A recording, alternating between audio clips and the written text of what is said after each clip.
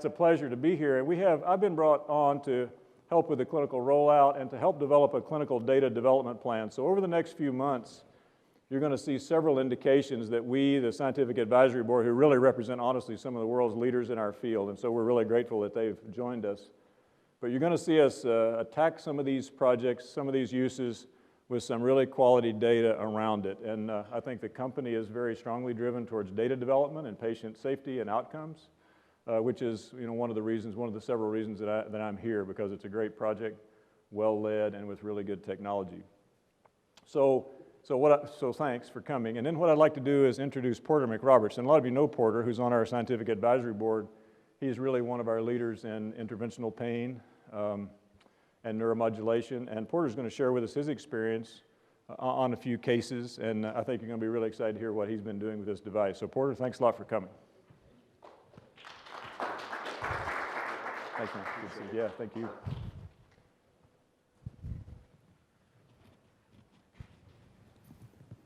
I hope this is appropriate volume. More about you, but I couldn't think of anything to say. Excellent. Well, I really appreciate the opportunity to be here. I've done peripheral neuromodulation since fellowship 11 years ago. A lot of it was peripheral field and then some direct peripheral nerve stimulation. So for me, using this device was about 1,000 times easier than putting a lead in the periphery, often across multiple joints, and then tunneling to a pocket somewhere in the abdomen or in the trunk. It was onerous, it was difficult. I remember doing a knee revision on about 8 years ago, and it took me 5 hours to do this lead revision because of a lead fracture in this 6'2" bondsman who'd been leaping over fences and tackling bad guys, and it was horrible. We got it done, but it was, boy, and I think we got paid something like 110 bucks. It was tough. So this technology it's one of those things where you realize it's kind of like eyeglasses, You would think there'd be some kind of technology to usurp eyeglasses, but I see a lot of eyeglass wearers. It just isn't. And it works so well, and it's so simple in application that it's just easy to use, not only for the patient, but also for the doctor. So during the trial that we did that I was very lucky to be a part of, one of the indications, and it wasn't I who came up with it, was post-stroke shoulder. And the idea was if we could stimulate the nerve that innervated the shoulder, one of the nerves or both of the nerves that innervated the shoulder, we might be able to reduce pain significantly so. And this being quite a bit different than, say, just regular peripheral nerve stimulation where you try and stay between the nerve injury and the central neural axis. This was a different idea. It's almost like functional electrical stimulation. If we could stimulate the deltoid to reposition the humerus in the glenohumeral joint, the idea was we'd reduce pain. But what was found was that it was more than just reduction of pain. It wasn't necessarily reduction, it was complete elimination of pain. It was a profound result. And doing peripheral nerve stimulation for years, I'd never seen a result quite like this.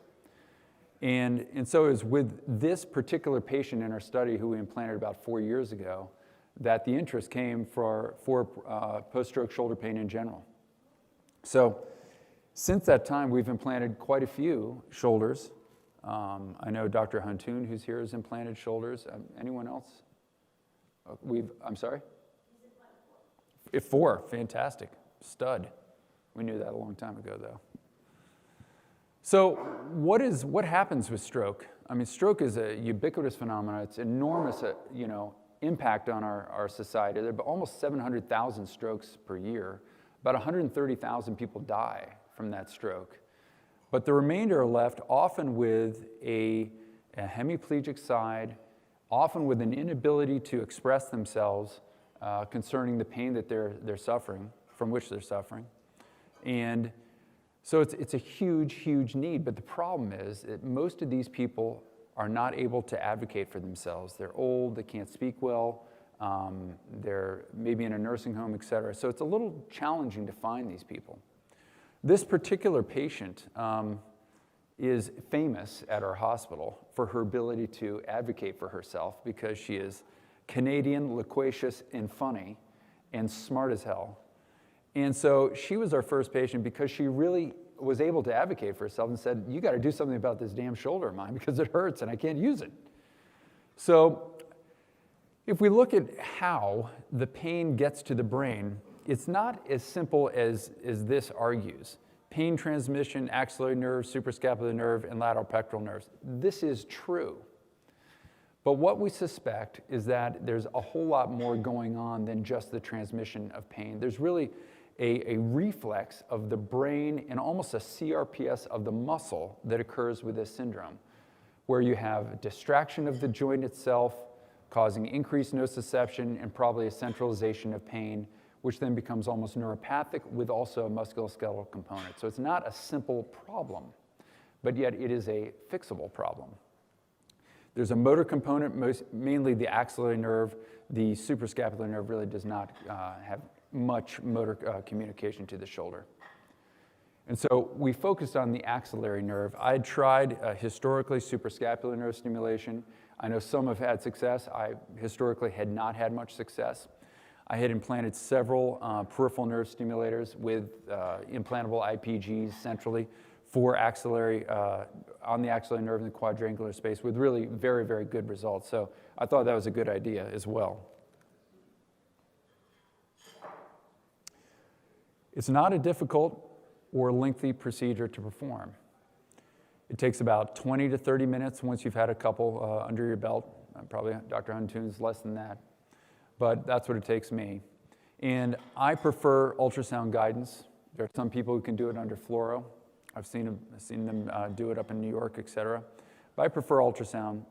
I like the concept of being able to see the nerve. You look for the posterior humeral circumflex artery. It's an obvious structure in the quadrangular space, and you can commonly then see the axillary nerve right next to it. So it's easily seen, and then with the stimulator probe, you're able to find it and test neurophysiologically your proximity to that nerve, and then ultimately opine on how good a motor recruitment you're going to get. But what's interesting is that mostly, we've been focusing on sensory stimulation in peripheral nerve. This is not necessarily the case. We are looking really for a motor twitch and good low-level motor twitch. You can see this is just an X-ray afterwards, or a fluoro shot X-ray, and you can kind of see the bend of the lead in the arm.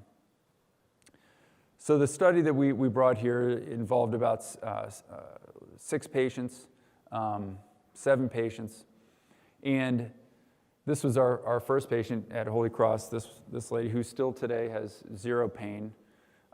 My second patient we implanted 5 months ago. I saw her actually this past week. She has no pain in her shoulder.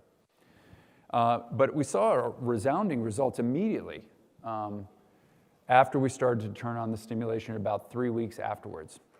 And while this isn't an RCT, et cetera, this is influential. I mean, it's one of those things where you see a profound result. And the nature of this problem is that it exists for a long time. So any change does not just come about serendipitously.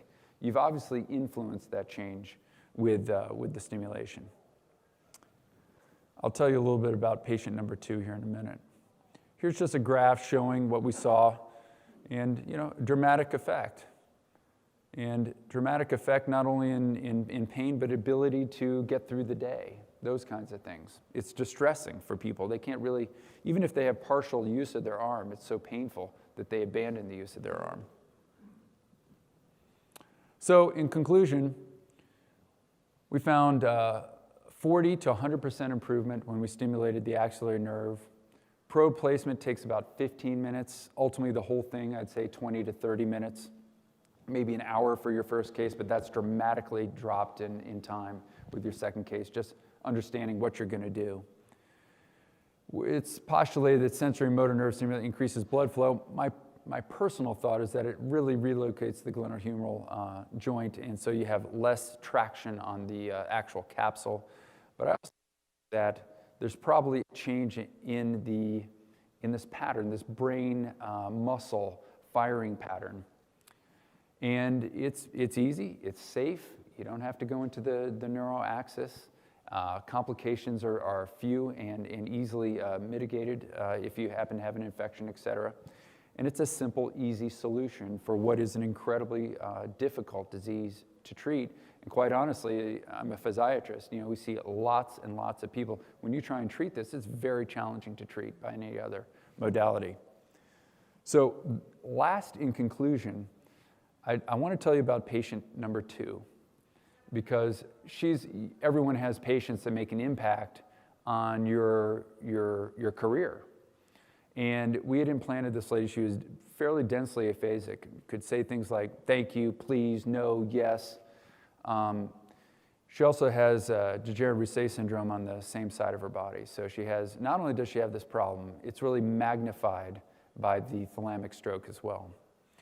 And I first saw her and I told her about the technology. She was very impressed, and we implanted her, and it was an easy implant.